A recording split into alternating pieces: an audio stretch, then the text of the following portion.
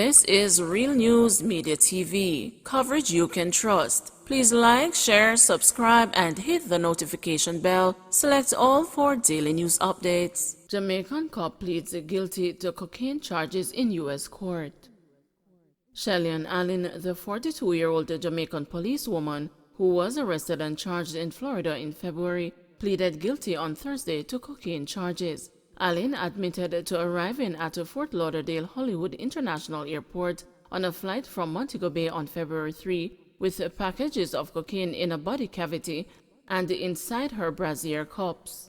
Allen also had 90 pellets of packaged cocaine inside her stomach. In total, the policewoman had more than 1,000 grams of cocaine on or inside her body. Allen, who has been suspended from the Jamaica Constabulary Force, will be sentenced on June 15 in Federal District Court in Fort Lauderdale. A statement from the U.S. Attorney's Office, Southern District of Florida, says she faces up to 40 years in federal prison. No party permits for 6 violence-plagued areas in Manchester. The Manchester Police will not grant entertainment permits to 6 communities in the parish as part of efforts to fight crime and to keep communities safe. Head of the Manchester Police Superintendent Lloyd Darby says restrictions have been imposed on entertainment events in Comfort, Broadleaf, Hearties, Greenvale, Newhall, and Midday. Because of our assessment of the crime situation, we will not be accepting applications for those areas, he said. Darby told the business leaders at the Manchester Chamber of Commerce's town hall meeting at the Manchester Golf Club on Thursday that there have been scores of applications for entertainment events. The entertainment sector was reopened last month following the lifting of the Disaster Risk Management Act. Darby is encouraging citizens to call the police if they are being disturbed by breaches of the Noise Abatement Act. A lot of the time it is when you call the police that we have knowledge of illegal events, he said. Manchester Police list 5 wanted men and 3 persons of interest. Police in Manchester have listed 5 wanted men and 3 persons of interest in relation to crimes committed in the South Central Parish. Superintendent Lloyd Darby, head of the Manchester Police, believes the men can assist investigators. Speaking at the Manchester Chamber of Commerce's town hall meeting at the Manchester Golf Club on Thursday, Darby urged the men to turn themselves in. The wanted men are 25-year-old Javion Shalom, otherwise called Javi, of Crosskeys District. He is wanted for murder, illegal possession of firearm, and a robbery with aggravation. 26-year-old Oshin De La Pena, otherwise called Doggy, of Albion District. He is wanted for murder. Cade Price, otherwise called Nico, of Epping Forest District, Old England. He is wanted for rape. 20-year-old Shavoy Thomas of Old Harbour in St. Catherine and the Grovetown District in Manchester. He is wanted for burglary and rape. And the 20-year-old Jerry Smith, otherwise called Jev, of Contrivant District, Shooters Hill. He is wanted for rape. The persons of interest are Shawin Shamar Rose, otherwise called Buki, of Top Green Vale, Romaine Harriott of Canewood District, and Dwayne Danville, who frequents Bloomfield Street, Old England, Perth Road, Waltham, and Cedar Grove. Anyone knowing their whereabouts is asked to call the Mandeville Criminal Investigations Branch at 876-962-2832, Police 119 emergency number, Crime Stop at 311, or the nearest police station. Supervisor charged with a Tile City employee's murder. The warehouse supervisor accused of stabbing an employee of Tile City and Home Center on Constant Spring Road has been charged with murder. He is 40-year-old Fernando Lee of a Grosvenor Terrace, Kingston address. Lee is charged with the murder of 33-year-old Galen Gray, who was a sales representative and delivery man of Central Way, Silverstone, Greater Portmore in St. Catherine. It is alleged that Gray and Lee got into an altercation at work about 9 a.m., during which Lee used a knife to stab Gray. The police were summoned and Gray was taken to the hospital, where he was pronounced dead. 2 firearms seized in 48 hours.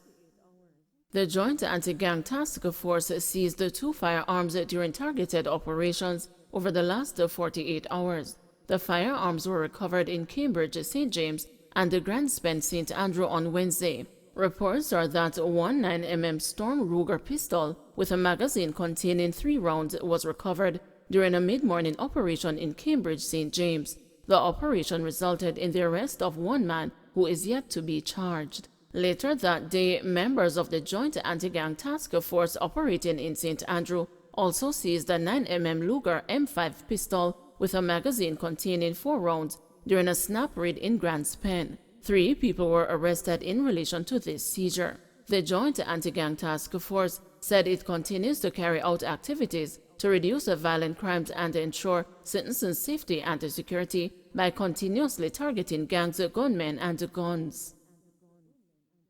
Prime Minister announces Enhanced Security Measures Act coming soon. Prime Minister Andrew Holness says special legislation known as the Enhanced Security Measures Act will be brought before Parliament shortly. According to Holness, special emergency powers are needed to dramatically bring down murders. He was speaking at the groundbreaking ceremony for the new Little London police station in Westmoreland Wednesday. I do hope that a wise position will prevail on the use of the emergency powers. It is an important tool to give communities at war a sense of peace, said Prime Minister Holness. He stressed that there is an emergency in the country and the government and judiciary must recognize. According to Holness, generally, the perpetrators and the victims of crime are young men between the ages of 16 and 24. He said the proposed Enhanced Security Measures Act will place a specific focus on this area. Holness also said the government has taken a comprehensive approach to crime fighting through Plan Secure Jamaica. When we used the emergency powers in the parish of Westmoreland, it worked. We cannot deny the history of the use of emergency powers. If any government should fear the use of emergency powers, it should be this government. And when we decided to use it as a strategy, we didn't just immediately implement, said Prime Minister Holness. Holness also said government is moving toward a compulsory national service program to be rolled out in short order through the Jamaica National Service Corps.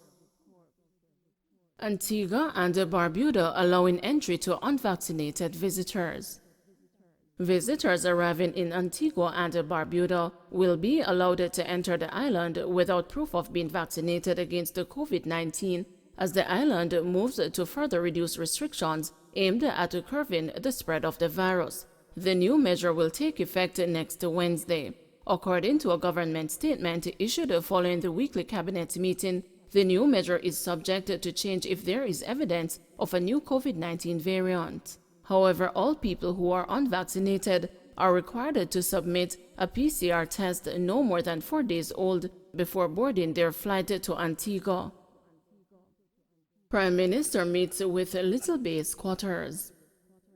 Prime Minister Andrew Holness on Thursday held an informal meeting with some of the individuals who resisted attempts on Wednesday to remove them from a private property in Little Bay, Westmoreland. Some of the informal settlers gathered Thursday morning near the groundbreaking ceremony for construction of the Little London police station, where Mr. Holness was the guest speaker. Jess Beach, president of the Little Bay Citizens Association, told the news that she was pleased with how the Prime Minister addressed the residents. According to her, Mr. Holness admitted that the land dispute is a private matter, but said he would make inquiries about places where some of us can be relocated. And he has to take time to look into it, but he's aware of what's going on, and he's thinking about place where some of us who can be relocated, and by right, nobody is to be harassed. No demolition should go on, because that is what is the thing that we are afraid of. We are not afraid of moving who have to move then, because of whatever bigger development from us. But I respect the way how he talked to us, respectfully. Speaking during the groundbreaking ceremony on Thursday, the Prime Minister said special attention will be placed on providing suitable housing solutions for residents of Westmoreland. Mr. Holness disclosed that he has been in consultation with several entities to provide information on lands available for development.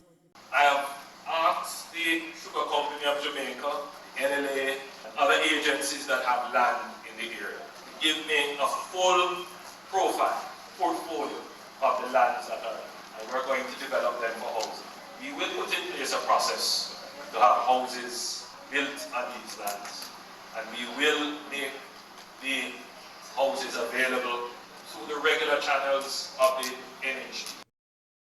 Don't forget to like, share, subscribe, and hit the notification bell. Select all for daily news updates.